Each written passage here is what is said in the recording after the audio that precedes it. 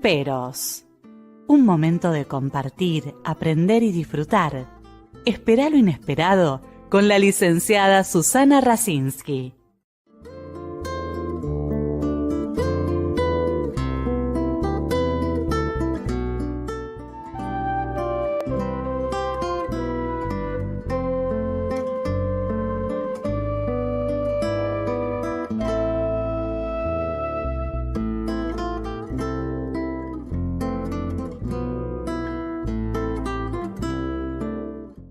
Buenas noches, muy contenta de recibir en nuestros estudios a Mónica Toscano, psicoanalista, investigadora, y que nos va a ayudar en tantos años de trabajo y de estudio, qué es lo que pasa con los niños y adolescentes de distintos países, qué sucede con la violencia, pero además de su trabajo que ha preparado unos videos que vamos a pasar, también cómo podemos abordar para poder proteger a los niños en la prevención, pero también cómo asistir a las instituciones y a los padres. Bienvenida, Mónica. Hola, Susana. Un placer estar en tu espacio. Ha sido realmente un espacio muy productivo, de mucha creación y de mucha posibilidad de entrar en muchos temas, cosa que ha sido realmente muy importante. El tema que nos ocupa hoy realmente es un tema verdaderamente importante, ya que nosotros hemos comenzado a trabajar desde el año 2000, trabajando en lo que era el concepto de cómo proteger a los chicos ante situaciones de riesgo. Yo me ocupaba en ese momento, y ahora todavía hoy continúo, en lo que es los chicos en posición de pasar por lo que son las adicciones graves. Ayudar a los chicos a salir de ese túnel que son las adicciones. Entonces, un día, en mi consultorio, nos encontramos que de pronto me hice una pregunta: ¿cómo hacer para que los chicos no lleguen de este modo, en esta situación? ¿Cómo hacer para ayudarlos a salir de esa taberna que son las adicciones, pero donde siempre como sociedad llegábamos después? Siempre como sociedad llegábamos un paso más atrás. Entonces, ahí es donde tuve la fortuna de encontrarme con profesionales, con distintos tipos de profesionales, padres, docentes, directores, y abrimos un espacio, para abrir un espacio de prevención. Y el espacio de prevención tiene que ver con esto: cómo actuar o intentar de dejar de ser como sociedad testigos activos de lo que no hacemos, testigos activos de todo aquello que nos sucede, y que cada día nos vamos enterando de situaciones de mayor gravedad, porque lo que nosotros comenzamos trabajando en el año 2000, y estas situaciones socialmente han ido increyendo.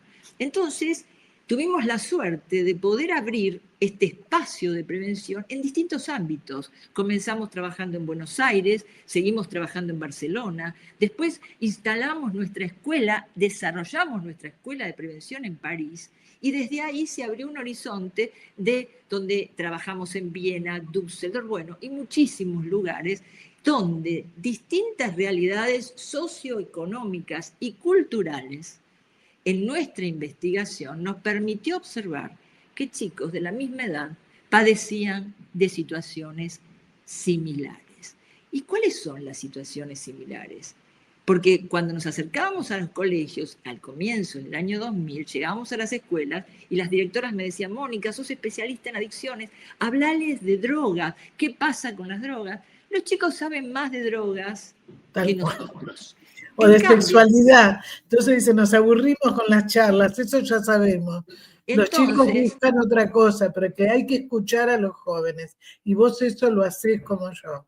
Porque una de las cosas que los chicos te dicen: no tenemos con quién hablar. Entonces ahí surge lo que podemos ver en uno de los videos, ¿no? Cómo se sienten acompañados por el coach, por la máquina, ¿no? Que vienen a hacer prótesis, pero que tienen muy bien. ¿De qué querían hablar los chicos cuando se abrió un espacio de escucha, pero que no es escucharlo solamente, porque se habla mucho de escuchar a los chicos, pero tenemos que poner primero, y creo que es la herramienta más fuerte que quiero dejar hoy en tu programa, tenemos que poner en cuestión qué significa escuchar. Escuchar, ¿no? Porque nosotros los adultos no, nos cuesta muchísimo escuchar, y como yo digo siempre, escuchar es dejar por un momento de creer que lo que yo pienso es lo verdadero, y dejar por un momento un espacio para escuchar lo que el otro tiene para decirme.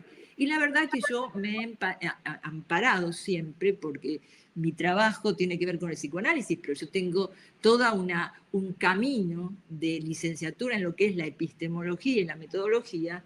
Por eso la confluencia de estas dos situaciones me hizo buscar un camino, un método. ¿Qué quiere decir escuchar a los chicos cuando todas las otras herramientas fallan, cuando ellos tienen que pronunciar su dolor?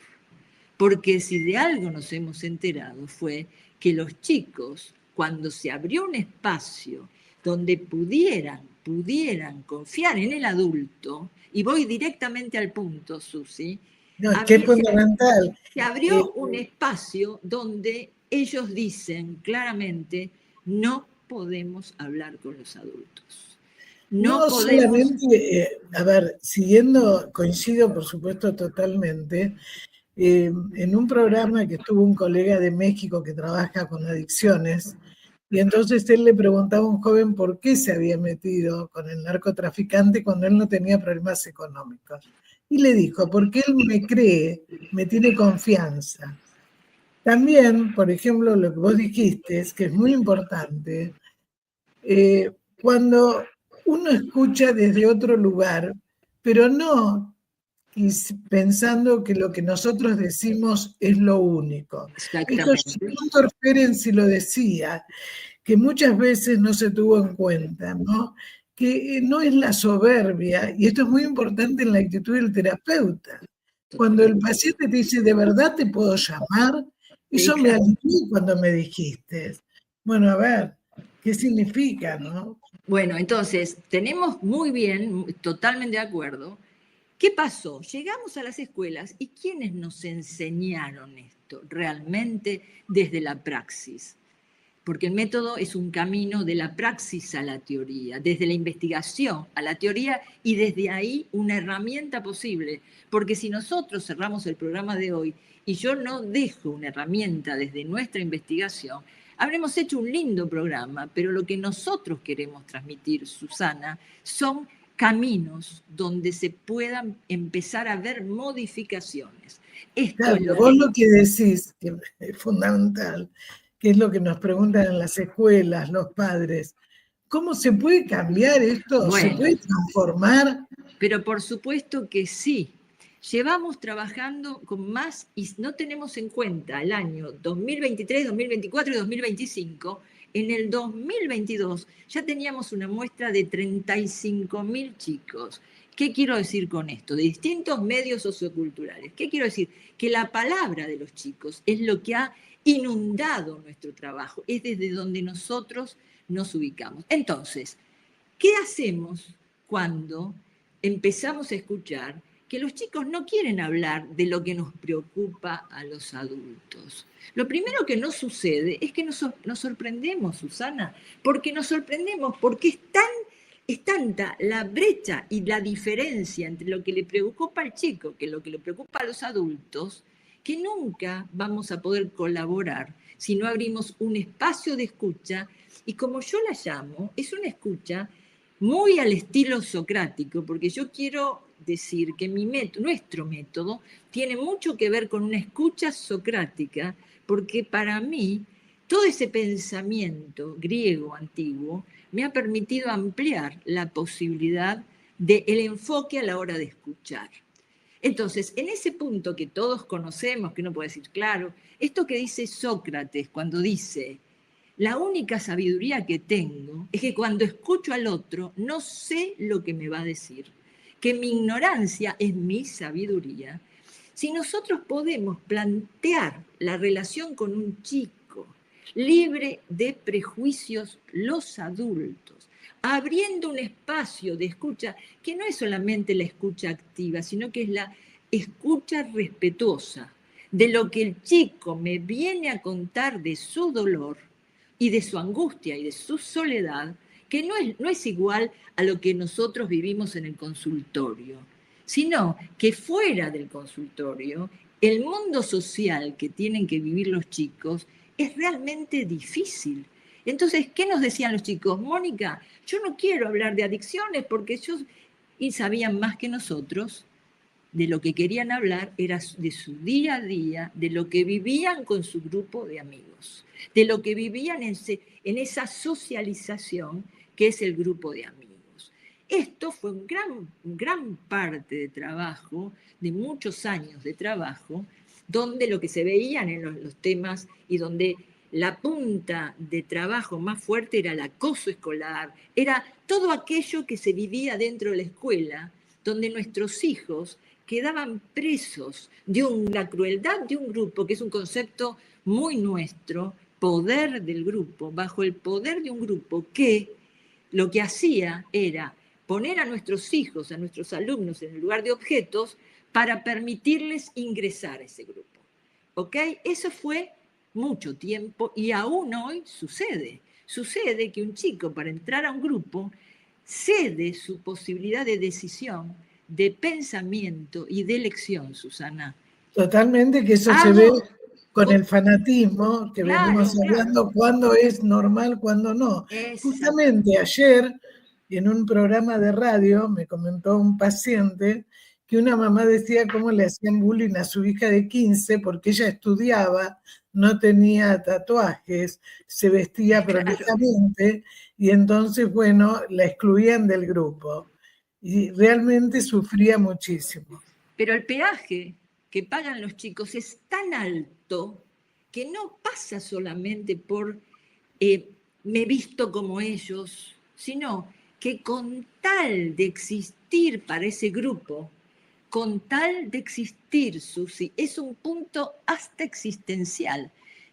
Hago lo que ellos me piden, renuncio a mi posibilidad de decisión. Claro, porque se siente, porque tenemos que aclarar algo que venimos hablando en distintos programas. ¿Qué sucede en la pubertad? ¿Qué sucede en la adolescencia? Tantos cambios que tiene la adolescencia. Exactamente. Donde de repente esa desilusión con respecto a los padres, a la sociedad, a su cuerpo que va cambiando, se tiene que adherir, ¿no es cierto?, a pegarse a algo. Y ahí entra, digamos, también los líderes, entre comillas, carismáticos, los dealers. Vamos a ver, claro, pero que necesitan como para sentirse pertenecientes a algo y no pueden traicionar. Entonces el tema es, ¿qué sucede? Que vamos a ver las exposiciones que vos grabaste. Ahora vamos a ir ahí, pero quiero terminar un marco de entendimiento, porque de lo que vamos a ver ahora, que es la gravedad de los hechos, lo que no podemos dejar, y no es, por eso se llama la gravedad de los hechos, porque esto no es para que como padres, como docentes nos asustemos, sino que para ver, porque si nosotros vemos y entendemos dónde llegan los chicos cuando no pueden pertenecer a un grupo, chicos dicen, en Düsseldorf dicen, si ellos no me permiten estar con ellos, quiero desaparecer. Desaparecer, no dicen estoy angustiado. Si ellos, ¿por qué? ¿Pero por qué haces lo que ellos quieren? ¿Por qué te dejas lastimar y burlar?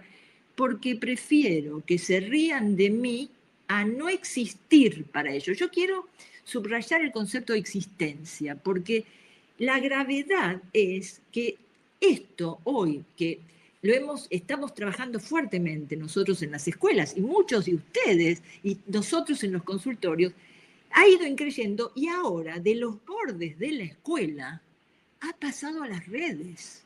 Entonces, ya no es la única situación, el marco institucional que me permite trabajar, entender y abrir este gran concepto de escucha, que no es simplemente te escucho, sino es el cómo te escucho. En el cómo te escucho se abren una cantidad de variables donde tenemos que recurrir, por eso digo, al menos en nuestro método, en nuestro camino, en esto que intentamos que sea un modelo que aborde todo esto, a los antiguos griegos que dicen, tenemos que escuchar respetuosamente, sin prejuicios, y esperar lo que el otro tenga para decirme. ¿Sabes lo que dicen los chicos? Mónica, ¿cómo le voy a decir a mi mamá que los chicos varones, ¿no? O a todos aquellos equipos porque el método se forma y los equipos quedan instalados en la escuela.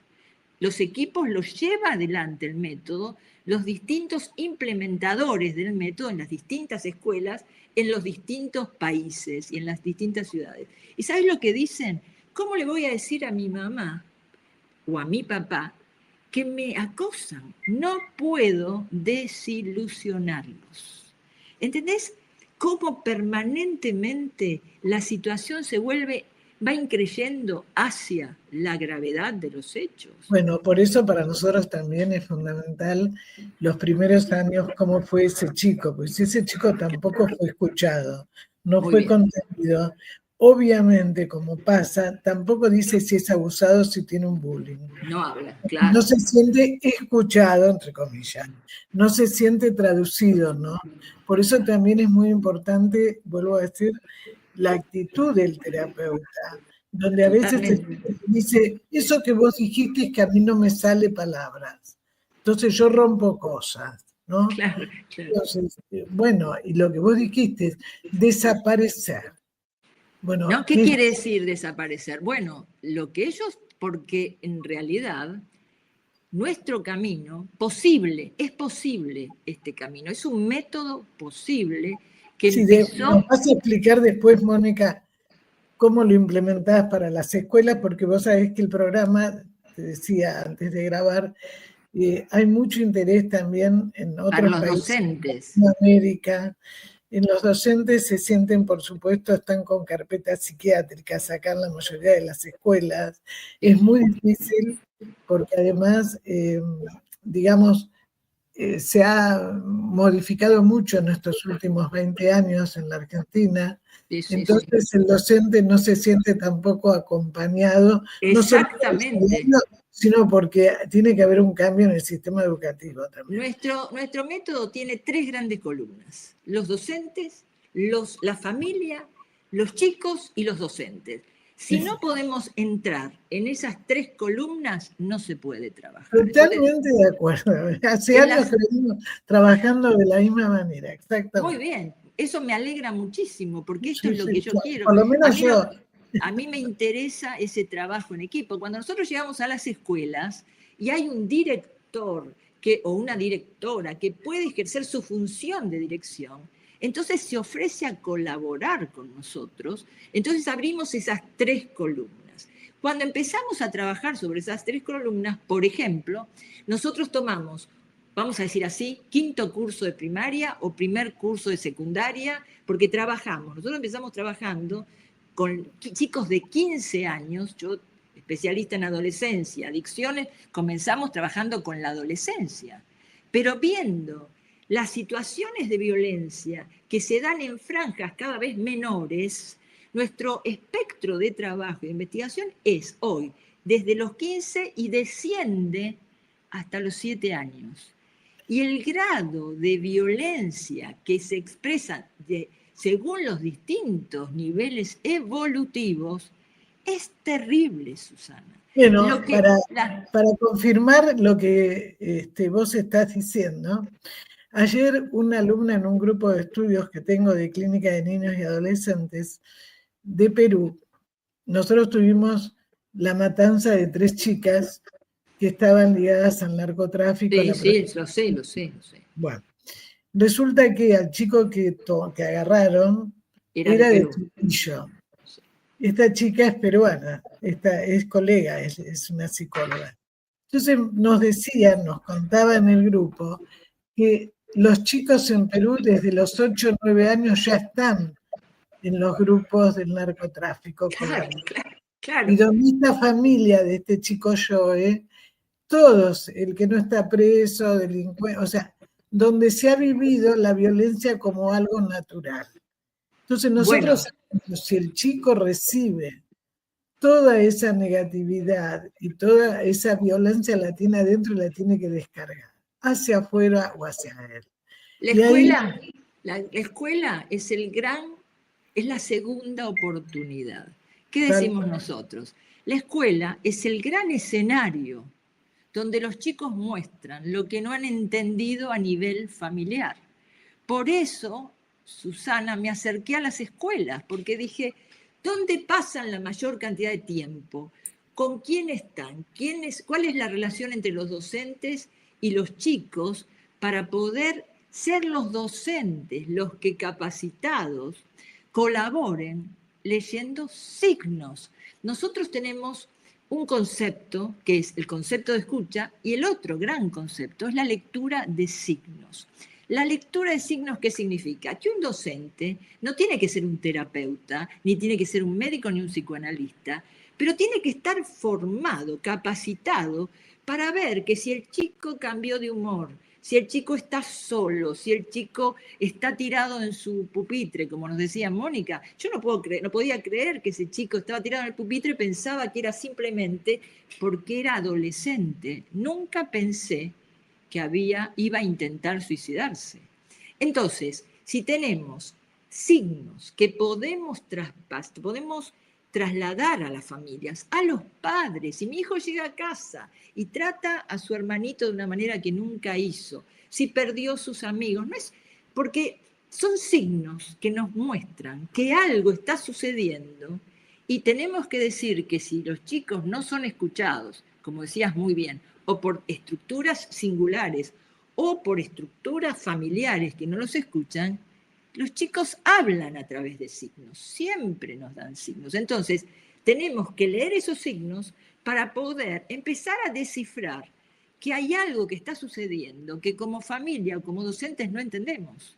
Entonces, tenemos que capacitar a los docentes en la posibilidad de abrir una escucha diferente de los alumnos, en la posibilidad que los padres escuchen a los alumnos, a sus hijos de una manera distinta, pero también el otro gran concepto, la lectura de signos. Ah, no, yo creía, me decía una directora, que este chico contestaba así, no era porque tenía miedo, porque estaba solo o porque necesitaba una ayuda psicológica, sino porque era maleducado. Vos dijiste algo que es fundamental, ¿no? Que es el trabajo ¿no? Sí. Es decir, es un trabajo interdisciplinario, pero cuando una directora le dice a un chico de 15 años, yo a los chicos no les creo, yo me puse muy mal. Ese fue el problema. Hablar con la directora, porque, a ver, yo le creo a los adultos, me pareció terrible. Eso es, no solo terrible. Y Susana, eso es condenable, pero ¿por qué es condenable? Bueno, porque ese chico queda preso de un mundo hostil, ¿no? Y entre ellos ahora vamos a hablar de lo que pasa en las redes, ¿entendés? Ah, bueno, así es, por eso te digo, pero me parece importante las que trabajamos hace años, con las escuelas, o sea, no se puede trabajar solo. No, imposible. Entonces, creo que acá es importante, esto que vos decís de los signos, desde la voz, desde la postura, desde un montón de situaciones que no es solamente la palabra. Entonces, la palabra va haciéndose palabra desde el cuerpo, pensemos desde lo psicosomático, cuando el cuerpo habla y cuando después le podemos poner palabras, es cuando se ha producido una modificación. Totalmente. Y para eso es cuando necesitamos un terapeuta, un padre, alguien que diga lo que acabas de contar vos con tu paciente, decís lo que yo no puedo pronunciar. ¿Por qué? Porque el chico necesita, sobre todo, que empecemos a creer en ellos. Y no solo que empecemos a creer en ellos, que no los traicionemos, porque los que dicen los chicos es que no hablan con los adultos, porque los adultos los traicionamos. Entonces, en ese punto, como adultos, frente a nuestros hijos y frente a nuestros alumnos, hemos fracasado. Una chiquita de 12 años, y ahora quisiera entrar a este increyendo de la violencia hoy en las redes, porque yo te tengo que comentar una modificación también conceptual desde nuestro método. Nuestro método trabaja con el grupo y el poder del grupo, con la marcación, con el marco que tiene un grupo dentro de una institución.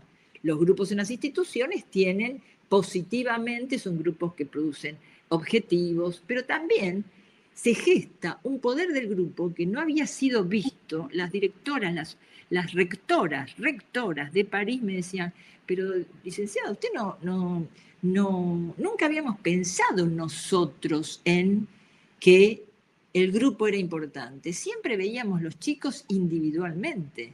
Claro que hay que ver a los chicos individualmente, pero los chicos con problemáticas individuales son usados por un grupo cruel para drenar su violencia. Es decir, claro que tenemos que estar nosotros, los psicoanalistas. Acá tenemos todo lo que pasa con el terrorismo, con los suicidas, con todas las cosas. Por ejemplo. Entonces, esta posición de saber que si estamos con un grupo de alumnos, tenemos que capacitarnos en cómo escucharlos, en cómo leer signos y sobre todo en aquello que tenemos, que vos hablaste mucho también importante de los docentes, tenemos que renovar en los maestros el deseo de que quieran colaborar con los chicos. Porque cuando yo trabajo con los docentes, trabajo mucho esto de que se sienten agobiados. Y tienen razón, porque hay situaciones que no entienden. Cuando se sienten acompañados, igual que las familias, cuando se sienten acompañadas, y tienen herramientas como escucharlos, lectura de signos, saber que no los podemos traicionar, saber que si un chico me está contando que el amigo fuma marihuana, no tengo que decir rápidamente con ese chico no salís más, porque ¿sabes lo que contestan? No se lo voy a contar a mi mamá, porque mi mamá después es mucho peor. Es terrible que lo sepa mi madre. Yo te pongo los significantes de los chicos. Terrible, gravedad, es mucho peor. Los escuchás todos los días, pero quiero decirte que no es solamente se enojan o se enfadan, es peor. ¿Y ellos qué hacen? Los chicos dicen, ¿para qué se lo voy a contar si no saben qué hacer? Si se lo cuento a mi mamá o a mi papá, es peor. Entonces, ¿qué tienen, Susana? Una crisis de autoridad total. O sea, antes, un chico que te dice delante de la mamá, mamá, no me cuentes lo que te pasa con tu nueva pareja, es un problema tuyo. Era un chico que era violento, que lo trajeron por eso, y entonces delante de la mamá, que entraron juntos, ¿no? Entonces, a ver, todas estas cosas que nosotras escuchamos desde otra manera, pero que también vos haces partícipe en los docentes, en los padres, en los chicos, a que se sientan que uno tiene un respeto por el otro. Eso es la escucha desde el respeto. ¿Y sabés quién hablaba de la escucha respetuosa? Plutarco, año 48, 49, 50 de nuestra era, que decía, nos han enseñado a hablar, pero lo que no nos han enseñado es a escuchar, es hacer un silencio cuando el otro habla sin prejuicio para poder escuchar al otro.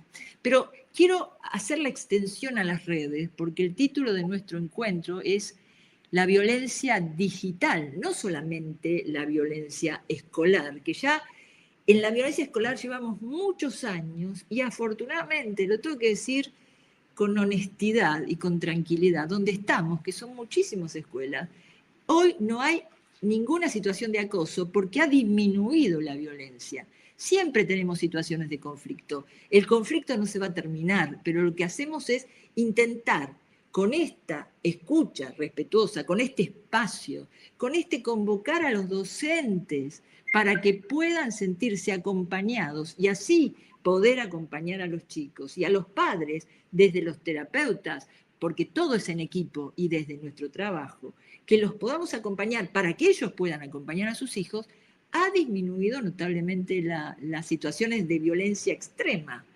Pero socialmente... Pero además, quiero agregar, porque sé que compartimos el mismo concepto, que es la formación también profesional de tus equipos, porque también se ha confundido con las escuchas de personas que por ahí no están preparadas. Exactamente, por eso... Creo que es importante esto también destacar, porque es como que un coach, como que, digamos, no sé, o sea, se necesita una preparación, tanto en psicología como en educación, ¿no? Y para implementar el método, claro, para implementar el método son mínimo 3 años de capacitación, pero no es que llegamos a la escuela y son 3 años de capacitación, es teoría y praxis. Es decir, nosotros entramos a trabajar en las escuelas, trabajamos para colaborar en que se limite la violencia, pero en el mientras tanto, en esa escuela se va bajando la violencia, pero se forman a los docentes. Ahora, ¿cómo se forman a los docentes? Se forma renovando el deseo, porque lo que encontramos es que no quieren o que están agobiados. ¿Y sabés lo que les digo? Les digo, esto que estamos trabajando los va a aliviar. Y cuando empiezan a darse cuenta que los alivia en su tarea diaria, que en lugar de sacar ese chico de encima, pobres, no porque no quieran, sino porque no pueden, y los reciben, empiezan a poder colaborar con la madre, con la... Pero lo que decís, Mónica, que tiene que ver una situación displacentera que se convirtió en el docente, transformarla en una situación placentera, y que entonces ahí aparece el deseo y eso le transmite al chico. El chico no se siente que el otro está porque cobra un sueldo nada más. ¿Sabés lo que dicen en Düsseldorf? Los chicos dicen, lo único que queremos, le dicen a la directora, que es una de las implementers de nuestro método, ¿no? En ese momento, le dicen, señor, madame, nosotros queremos que nos traten como humanos, no que termine, escuchá la frase, no que termine la hora y ya está. Porque nosotros necesitamos entender, por eso no hablamos con los adultos, no queremos más hablar con los adultos, hablamos entre nosotros. Y hablan entre ellos y quedan presos de riesgos impresionantes, quedan presos de acting, como por ejemplo estas 2 chiquitas de Barcelona, si querés lo vemos un momento, la gravedad de los hechos, y de ahí vamos a las redes, ¿ok? Bueno, Adrián, cuando vos quieras pasar la gravedad de los hechos. Son 2 minutos, creo, 3.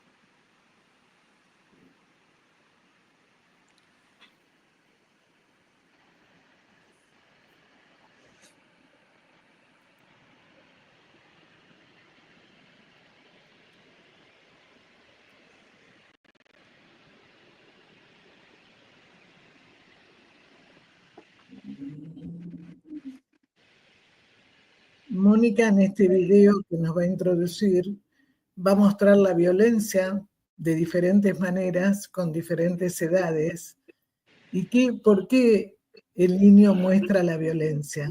Cómo tiene que depositar, tiene que descargar la violencia que recibió.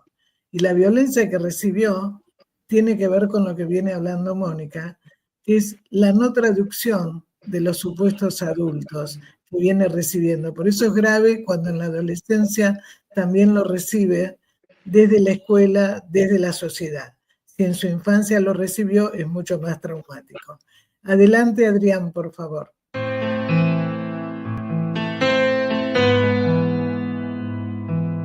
Infobae, 11 de septiembre 2025, Mendoza, Argentina.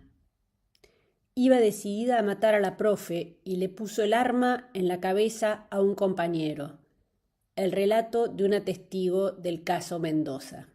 El pánico se apoderó ayer de la comunidad educativa de La Paz, en la provincia de Mendoza, cuando una adolescente de 14 años irrumpió armada en la escuela Marcelino Blanco y disparó en 3 ocasiones, generando una situación de máxima tensión que se prolongó durante más de 5 horas.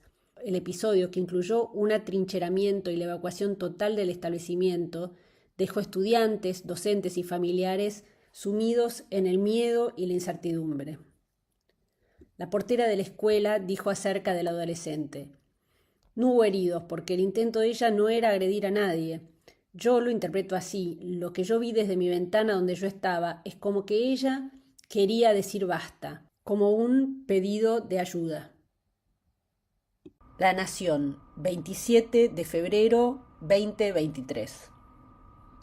El martes pasado, las gemelas argentinas de 12 años, Alana y Leila, saltaron al vacío desde el balcón del tercer piso del edificio donde vivían, en el municipio de Salente, en Barcelona, España.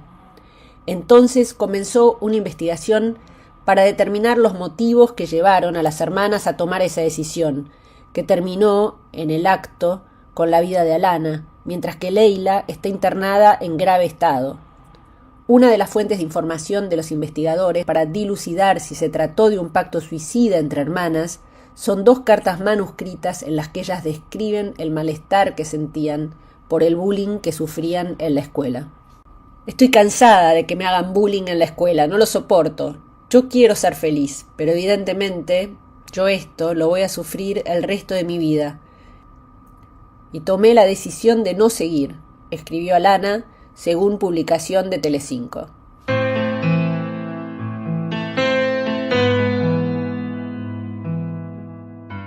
París, Le Parisien, octubre 2024. Acosados a partir de los 6 años. Un estudio alerta acerca de la edad cada vez más precoz de las víctimas y de la utilización de las redes sociales. Su mochila sobre sus hombros, Thais vuelve corriendo a su casa, como si el cielo fuera a caerle sobre la cabeza. Algunos metros separan su departamento de la escuela pública donde la niña de 8 años comienza su 3er grado, en un barrio más bien tranquilo en el sur de París. Dice la madre, Thais va perdiendo las ganas de volver a la escuela. Desde el primer curso de primaria es el mismo infierno. Acoso en la cantina, humillaciones, golpes, amenazas forman parte de su cotidiano. La niña dice, tiran mis muñecos, me encierran en una cabaña en el patio, comen mi comida en la cantina. No se trata de un caso aislado de acuerdo al estudio sobre el ciberacoso y el acoso escolar que pone en evidencia la edad muy precoz de los niños confrontados a estas situaciones de acoso.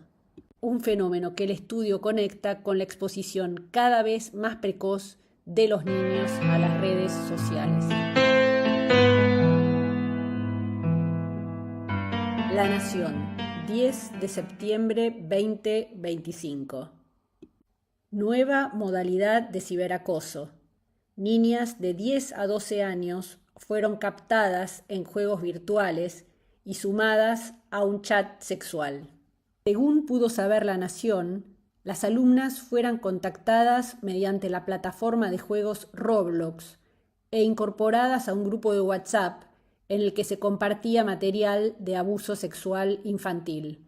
El chat incluía instrucciones para las participantes: no llorar, 1, añadir amigas, 2, solo chicas, 3, hombres.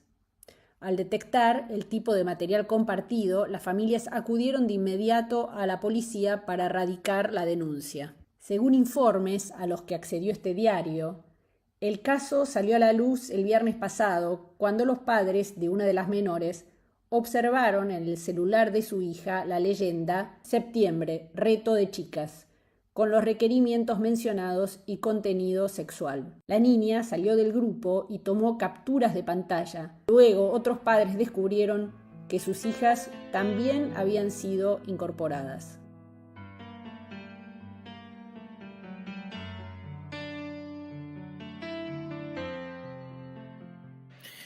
Bueno, lamentablemente es así, es un juego que casi todos están. Un adolescente salió un tema y me dice, no, yo cambié dólares. ¿Y de dónde sacaste los dólares? No, porque yo gano de poder captar chicas y chicos en el juego que estoy. Muy fuerte. Muy fuerte. Si podemos destacar, por ejemplo, la portera del edificio, de la escuela, de la chica, de la portera, la señora que la ve cotidianamente, esta niña, ir a esta adolescente y venir, dijo, yo creo que ella quiso pedir ayuda y decir basta. Fíjense, un signo tenía una manera de actuar y nadie leyó el signo de que esta chiquita estaba pidiendo ayuda. Insisto, esto no se trata para culpabilizarnos, sino se trata para responsabilizarnos. Tenemos que abrirnos a leer, a hacernos alfabetos de signos que nos dicen los chicos cuando todavía no hablan. Esta niña no pudo decir basta y tomó el arma del padre y fue al colegio y se dieron vuelta las situaciones porque decían que en realidad lo que quería era, en ese escenario que nosotros llamamos la segunda oportunidad, pedir ayuda. Pidió ayuda mal. Te digo más, Mónica, estamos recibiendo gente adulta, entre comillas, profesional, psicólogos, psiquiatras, que están también utilizando el sexo voice, la mujer, y donde los padres no quieren ver el gasto que hacen de la plata. Y estoy hablando muy bien, por eso, ¿qué tenemos que hacer? 30 años, que además se trabajan, digamos, con la salud, con la educación. Estoy hablando de docentes, de profesionales de la salud y de la educación. O sea, el tema es muy grave. Por eso es tan grave. Grande que no se dan cuenta, ¿no? Pero es tan grande, Susi, y es tan grave que extrapolado a las redes, y ahora sí quiero comentarte esto, ya en las redes ya estamos con grupos que ya no son grupos, ya se parecen más a una experiencia de regresión a una masa que a un grupo, porque en realidad tenemos lo anónimo en las redes. Y los chicos dicen, quiero volver a casa y fijarme en Facebook o donde fuera, en la plataforma que fuera, o en este jueguito, por ejemplo, estas plataformas que son para niños muy pequeños, pero a decir, no puedo dejar lo compulsivo de querer saber qué están diciendo de mí. Y una chica en Canadá, llamada Amanda Fox, ella se intenta suicidar. La madre la salva porque tomó la bandina, lejía, la madre la salva, vuelve del hospital, Susana, abre Facebook o la red social que sea, no importa, y dicen, ella se tendría que probar con otra marca de lavandina, porque es tan estúpida que no sabe ni suicidarse, y se suicidó. La importancia y la gravedad que le dan los chicos a estos grupos masivos más allá de la escuela, porque continúa afuera. Entonces, si no nos capacitamos para mirar a nuestros hijos, yo no digo que nadie puede estar mirando a sus hijos todo el tiempo, no porque no querramos, sino porque no podemos, pero tenemos que capacitarnos para ver si hay algo que me llama la atención, si hay algo que sale de lo cotidiano. No es solamente que el chico esté encerrado en su cuarto con su computadora. Si cambió de amigos, si está solo, si no lo vienen a buscar y está todo el día en lugar. Los padres te dicen, yo creía que estaba bien. Por ejemplo, en la pandemia, que se vio que los chicos, para diferenciarse de los padres necesarios, se hicieron amigos a través de la computadora. Y para muchos son los verdaderos amigos aún hoy, después de 5 años. Entonces los padres te decían, pero yo quiero que tenga amigos de verdad. En este momento evitaron suicidarse con esas conexiones. El tema es, no es lo único que existe. La red es lo mejor que nos ha pasado a nivel de investigación. Cuando llega la red, cuando llega un mensaje por la red, esa red positiva, esa red de comunicación, de investigación.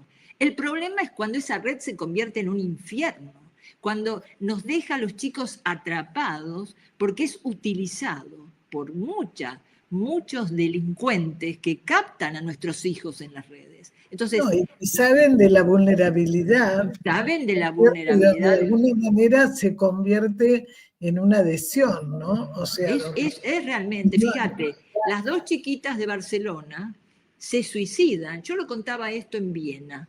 Cuando yo entré en Austria, en Viena, entré a hablar con los padres estaban como muy defendidos con respecto a Internet. Entonces yo comenté que esas chiquitas no solo habían recibido en Barcelona acoso en la escuela, sino que esto se había extendido en las redes.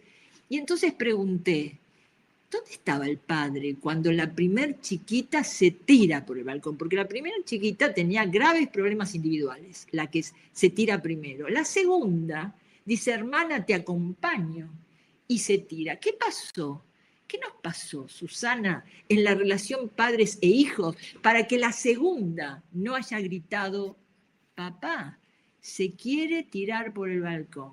Vos sabés que fue tan conmovedor que verlos, la verdad que lo digo con mucho afecto, a los vieneses conmovidos, porque la pregunta era, ¿dónde estamos?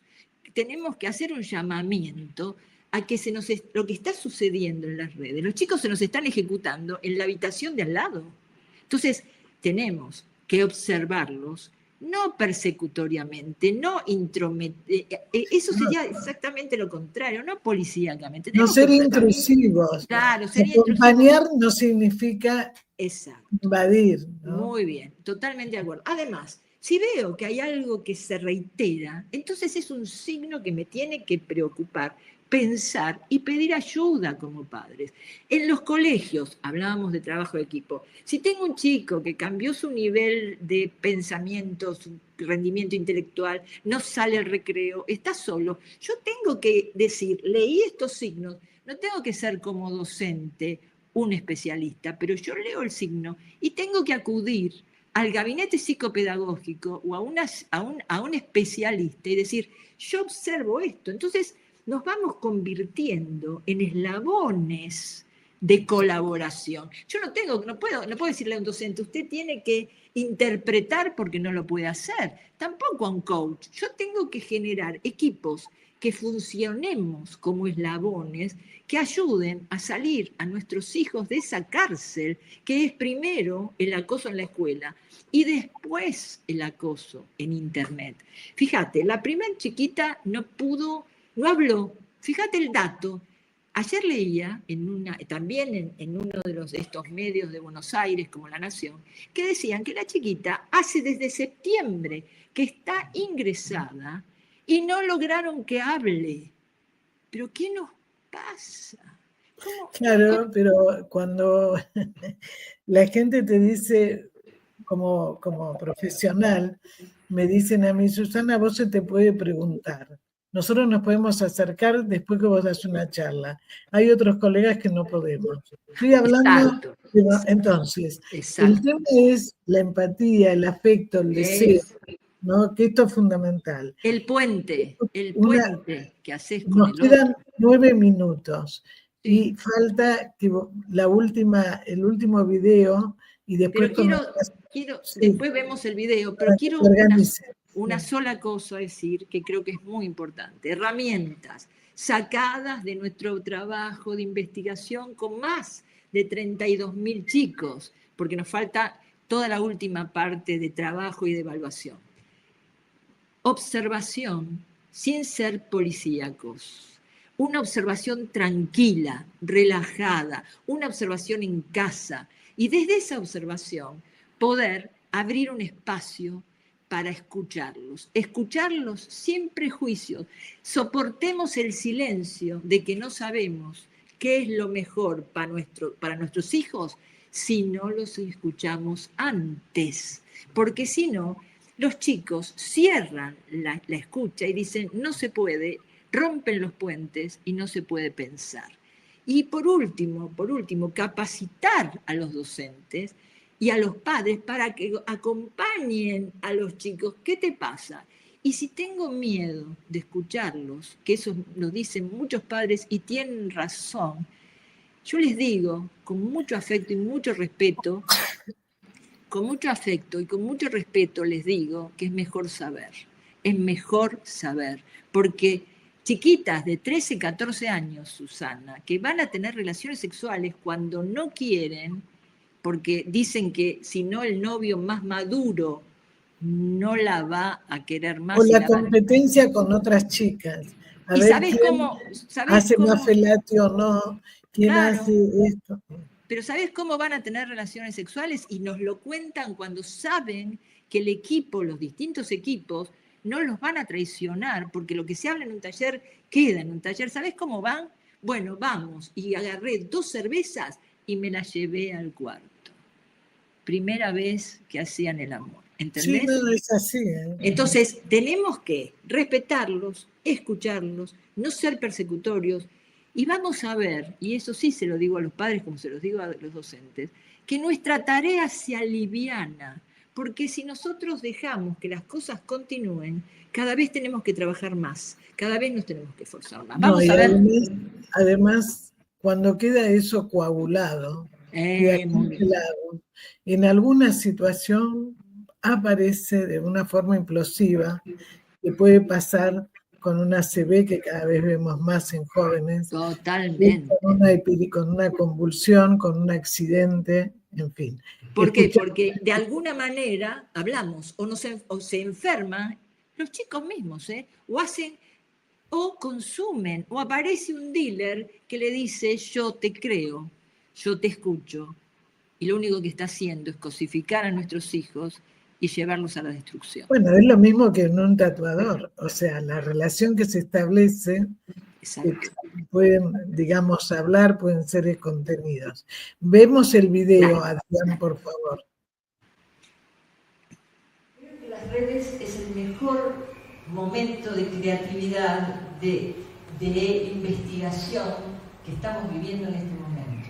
Los chicos pueden jugar, los chicos pueden investigar, los chicos pueden estudiar, pero llega un momento, y ahí es donde tenemos que estar los adultos, que las redes se convierten en un laberinto, donde nuestros hijos o nuestros alumnos entran, se calman, como ellos dicen, pero entran en actitud compulsiva y no los dejan salir. Los chicos dicen, pantalla me calma, estoy esperando llegar a casa para poder estar en internet. Estamos en un momento donde nuestros hijos, nuestros alumnos, no se ejecutan en la calle, se ejecutan sometiéndose a un minotauro que los devora, en se soumettant a un minotaure qui les dévore, y que quizás sin querer, con benevolencia social, los entregamos en el cuarto de al lado de casa.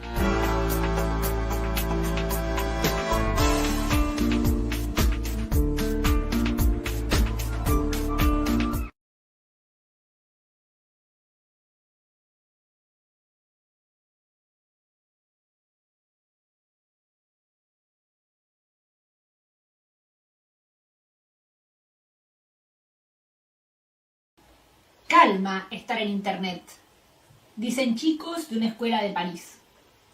Así como también leemos en el capítulo 3 que alumnos de una escuela de Düsseldorf enuncian. Il faut limiter l'utilisation des écrans, car on ne peut pas s'arrêter. On ne regarde que ça. Alors, quand on va à l'école, on ne peut pas penser à autre chose. On se dit qu'après les cours, on va pouvoir enfin se remettre devant l'écran. On est trop attaché à ces objets. Ces objets sont notre vie. On ne peut pas s'en passer. Un adolescente de 12 años en Buenos Aires dice: Si no hacía o decía lo que ellos querían, me iban a cancelar, ignorar de todos sus grupos, de todos sus juegos. Y eso para mí hoy es insoportable.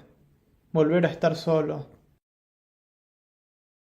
Y es otro adolescente de 14 años quien enuncia: Llego a casa y no puedo evitar conectarme para leer y ver qué dicen.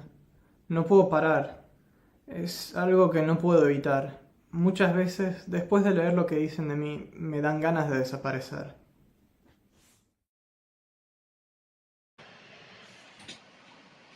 Después de lo que dicen de mí, me dan ganas de desaparecer. Y desaparecen, se suicidan, Susi, y ese es el punto. Casi sin mediar, pensamiento porque ya se han cansado de pedir ayuda. Se han cansado de mostrar de distintas maneras que nos necesitan. Cuando exhibieron una foto de una chiquita de 12 años en La Plata, que esto está en el cuarto libro mío, que se llama El pronunciamiento de los jóvenes, que esto fue la presentación allá en Francia. Esta chiquita dice, empieza a estar con un chiquito de su edad, se expone, le manda una foto, y cuando llega a la escuela, esa foto de ella expuesta físicamente, se están riendo todos y la están viendo. Esa chiquita no soportó la situación, no pudo pedir ayuda y se ejecutó. Entonces, cuando hablamos de acompañarlos, es para que no lleguemos a esta gravedad. No siempre suceden estas cosas, pero todo comienza a escalar y va increyendo. Entonces, tenemos que comprometernos como sociedad, como padres, y darles una respuesta. Yo digo que responsabilidad es dar una respuesta. No sirve que nos culpemos, sirve qué respuesta le damos a los chicos. Bueno, vamos a intentar llevar adelante caminos de solución posible, como por ejemplo armar un equipo que permita que todas estas situaciones que viven nuestros hijos sean leídas a priori, sean miradas, observadas benévolamente, porque si no, benévolamente, como yo digo ahí, en la presentación, sin quererlo, con benevolencia social los entregamos a un infierno, a un minotauro que los devora. Entonces, es fundamental la responsabilidad de los padres.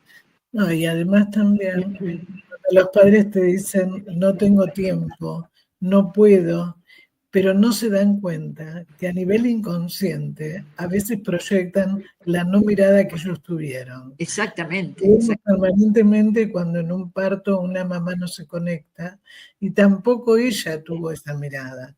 Por eso es importante, bueno, escucharte y ver que hay posibilidades de cambio, agradecerte. No. Cuando estés por Buenos Aires, bueno... Te voy a ir a ver. Exactamente, y presentaremos el libro. Muchísimas gracias, bueno, a vos, a Isabel, y las últimas palabras para vos y la audiencia. Y además quisiera transmitir, primero, bueno, el agradecimiento a este espacio que vos has creado, porque esto es hacer equipo, esto es abrir espacios de lectura, esto es hablar con la sociedad y decirle a los padres que debemos unirnos en esta posibilidad de acercarnos a las escuelas, a los docentes, a las instituciones, respetar la autoridad, porque el problema que se presenta es que los chicos hoy no tienen una autoridad en la cual confiar, pero que sucede, como muy bien sabemos como psicoanalistas, empieza en casa. Nosotros mandamos a un chico a una escuela, elegimos la escuela. Los chicos muchas veces, afortunadamente, comen en la escuela y esa escuela le transmite valores elegidos por la familia. Ahora, llega una nota, una sanción y decimos, ¿quién fue que te lo puso? Voy a ir a hablar a la escuela y me quejo. Entonces el chico queda preso de una incoherencia donde ni la escuela ni los padres pueden ejercer autoridad. Entonces dicen, ¿por qué me voy a acercar? ¿Para qué? Si ellos no saben qué hacer. ¿Cómo se lo voy a decir al seño, Mónica? ¿Cómo se lo voy a decir al seño si el seño no sabe qué hacer? ¿Cómo se lo voy a decir a mi papá si mi papá no sabe qué hacer? Entonces, ese lugar de autoridad, ese lugar donde armamos un marco con límites claros, ya es un espacio de prevención. No nos asustemos con ejercer nuestra autoridad, no nuestro autoritarismo, porque tenemos que saber que cuando no ejercemos la autoridad, nos vamos al autoritarismo. De ahí aparece la violencia, el fanatismo. Y la falta de límites también es violencia. Sí, porque totalmente. Como es un desamparo, no es protección. Vos has pasado en tu consultorio, y ya cerramos, ya me voy con esto. En mi consultorio he recibido muchos chicos adictos de padres autoritarios, pero he recibido más de padres que no han puesto límites. Y chicos sin límites. ¿Por qué? Porque han quedado soltados muchas veces, estructuralmente, por supuesto, de un sistema social afectivo. Gracias, Susi. Pero quiero transmitir que hay esperanza, que hay posibilidad de cambio, que lo estamos de a poco todos los que podemos. Este es un espacio. Lo tenemos que hacer entre todos. Entre todos. Un abrazo inmenso, Bueno, Susana. un abrazo, gracias. Gracias a ustedes. Hasta luego. Chao, chao.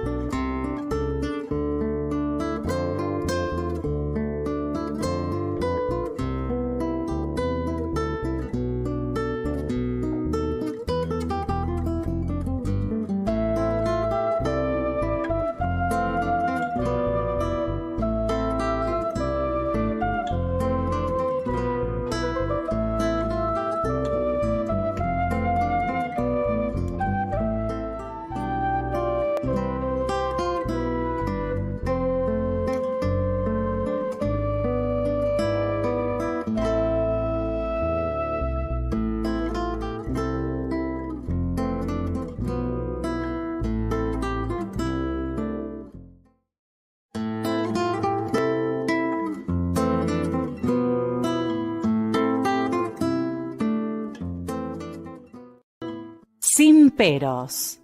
Un momento de compartir, aprender y disfrutar. Espera lo inesperado con la licenciada Susana Rasinski.